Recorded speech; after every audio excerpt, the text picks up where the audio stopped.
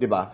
Your parents had you when they were teenagers. Yes. Tama? Opo. Mom and dad, gwapo si dad, maganda si mom, ha? Oo, they had you when they were teenagers. In that context, madalas ka bang sabihan ng mom o ng dad na hinay-hinay, ha?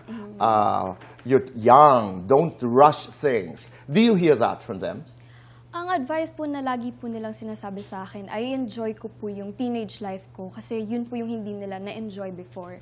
So, lagi po nila akong binabantayan, ganon. Pinapayagan naman po nila ako mga happy crush. Paano ka pero naman with makaka-enjoy guidance. kung parati ka nalang binabantayan? Hindi naman po. No, I know what you mean. Apo, may tiwala naman po sa akin yung parents ko. Papayagan ka nila magkaroon ng boyfriend or crushes? What do they say about it? Sa tingin ko po, mas gusto rin po at gusto ko rin po na mas mag-focus lang po sa teenage life ko at sa sarili ko at sa path ko rin po, sa career ko. Gustong-gusto ko yung